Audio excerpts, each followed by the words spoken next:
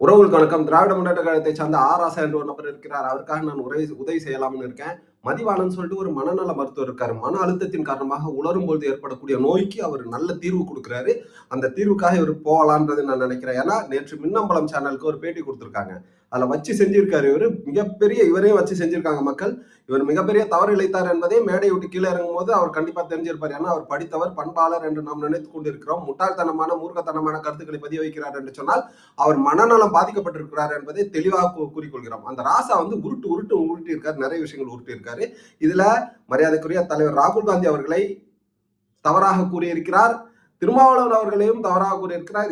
இந்த இரண்டு கருத்துக்கள் அவரையும் குறித்து நாம் பார்ப்போம். சனாதனத்தையும் சர்வாதிகாரத்தையும் எதிர்க்கக்கூடிய சக்திகளை இவர் எதிர்த்து கூறியிருக்கிறார் என்று சொன்னால், ஒன்று இவர் மனநலம் பாதிக்கப்பட்டவராக இருப்பார், இல்லை என்றால் RSS அடிமையாக இருப்பார். இதுல எந்த மாற்று கருத்தும் இல்லை. ஒரே ஒரு விஷயத்தை தெளிவாக கூறுறோம். RSS உடைய அஜெண்டாவை இந்திய அளவில் எதிர்க்கக்கூடிய ஒரு தலைவர் இருக்கிறார் என்று சொன்னால் அது ராகுல் காந்தி மட்டுமே என்பதை தெளிவாக கூறிக்கொள்கிறேன். ராகுல் காந்தி நெஞ்சுரம் கொண்டு அதை எதிர்த்து கொண்டிருக்கிறார். அதற்கு துணையாக அனைத்து உறவுகளும் இருக்கிறார்கள். அதில் எந்த மாற்று கருத்தும் இல்லை.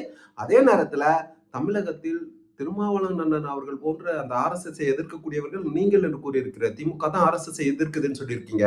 ராகுல் காந்தி அந்த அரசியலமைப்பு சட்டத்தை கையில் பிடித்துக் கொண்டு எதிர்க்கிறான்னு சொல்லிட்டு ஏளனமா சொல்லியிருக்கீங்க. அவர் தான் எதிர்க்கிறார். அவரை தான் உலக நாடுகளுக்கு தெரியும். உள்ளூர்ல கும்மிடி புண்ணிய தான்னா நீங்க யாருன்னு தெரியாது.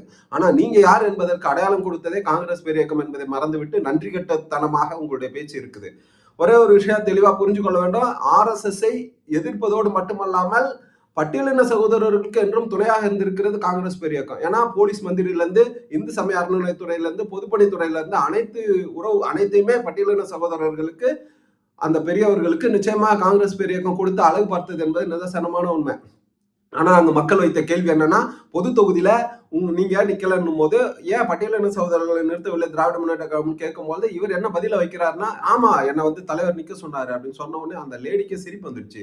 ஹோஸ்ட் பண்ற அவங்களுக்கு சிரிப்பு வந்துட்டு அவங்க சொல்றாங்க, உண்மையாவானா நீங்க இப்படி கேட்டீங்கன்னா அது உண்மை இல்லாம ஆயிடாதுன்றாங்க. பொய்ன்றது அவருக்கும் தெரியும், பேசிட்டு கேட்டுக்கிட்டு இருக்க மக்கள் எல்லாருக்கும் தெரியும். மக்களை முட்டாளாக்க வேண்டும் என்று நினைத்தீர்கள். ஒரு விஷயத்துல எது நல்ல விஷயம், அதுல எந்த மாற்று கருத்தும் இல்லை. ஆனா வேங்கை வயல் விஷயத்துல முதல்வர் சென்றிருக்கணும் என்பது தவறுதான் என்பதை அங்கேயே நீங்க மன்னிப்பு கேட்டிருக்கணும். ஆமா முதல்வர் செல்லல, தவறு இழைத்து விட்டாருன்னு கேட்டிருந்தீங்கன்னா நீங்க நல்ல ஆளு. ஆனா நீங்க என்ன சொல்றீங்க, அதோட டென்சிட்டி என்ன, இதோட டென்சிட்டி என்னன்னு கேக்குறீங்க. அதுக்கப்புறமா அந்த குழந்தை மேல ஒரு வன்மத்தை கக்குறீங்க, ஒரு கோபமான ஒரு பேச்சை பேசுறீங்க. இதெல்லாம் சரியில்லை. திருமாவளவன் அண்ணன் அவர்கள் நிச்சயமாக பொது தலைவர் தான், அதில் எந்த மாற்று கருத்தும் இல்லை. அவர் பொது தலைவர் என்பதற்கு அடையாளமாக அவர் பெற்ற 6 தொகுதிகளில் 2 மாற்று சகோதரர்களுக்கு கொடுத்த அழைக்கும் போது அவரை சாதிய தலைவராக நீங்கள் உருவாக்க வேண்டும், அவரை சாதிய தலைவராக மக்களிடையே கொண்டு போய் சேர்க்க வேண்டும் என்று நினைத்தீர்கள் என்று சொன்னால் உங்களுடைய எண்ணம் தோல்வியில் தான் முடியும் என்பதில் எந்த மாற்று கருத்தும் இல்லை. ஒரே ஒரு விஷயம் தெளிவா பாக்குறோம். வீணடிக்கப்பட்ட ஒரு தொகுதி எதுனா, மக்கள் சேவையே இல்லாம ஒரு இவங்க தாத்தாலாம் போனாங்களாம், ஓடி போனாங்களாம், அதனால இவர் வந்து நீலகிரிக்கு போயிட்டு நிக்கணும்னு நினைச்சாராம். வீணடிக்கப்பட்ட தொகுதியாக நீலகிரியை பார்க்குறோம். நீலகிரி மக்கள் படக்கூடிய வேதனை, துன்பம், துயரம் கொஞ்சம் நெஞ்சம் இல்லை. ஏன்னா நீங்க இன்டெலிஜென்ஸ் அதுல எந்த மாற்று கருத்தும் இல்லை. இன்டெலெக்சுவல் அதுல எந்த மாற்று கருத்தும் இல்லை. அறிவார்ந்தவர் தான். ஆனா என்னோ சமீப காலமாக உங்களுக்கு மனநிலை பாதிக்கப்பட்டிருக்கு. அதன் வெளிப்பாடாக காந்தியை உட்கார வைத்தேன், படுக்க வைத்தேன் என்று புலம்பி இருக்கிறீர்கள். ரொம்ப தெளிவா சொல்றோம். காங்கிரஸ் இல்லாத ஒரு நிலை என்றால் அது உங்களுக்கு தோல்விதான் கிடைக்கும். அதில் எந்த மாற்று கருத்தும் இல்லை.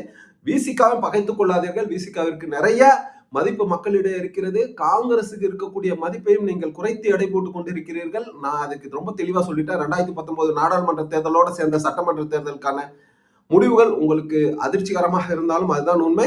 நீங்க காங்கிரஸையோ விடுதலை சிறுத்தைகள் கட்சியோ குறைத்து மதிப்பிட்டீர்கள் என்று சொன்னால் வரக்கூடிய தேர்தல் உங்களுக்கு கடைசி தேர்தலாக கூட இருக்க வாய்ப்பு இருக்கிறது.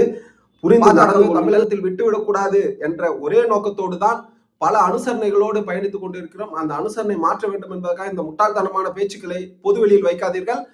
எனக்கு என்னன்னா, காந்தி அவர்களை பேசும்போது முதல்வர், மரியாதைக்குரிய முதல்வர் அவர்கள் நிச்சயமாக தமிழகத்தின் சிறந்த ஆட்சியாளர், அவர் அவங்களை கூட்டு கண்டிச்சிருக்கணும்.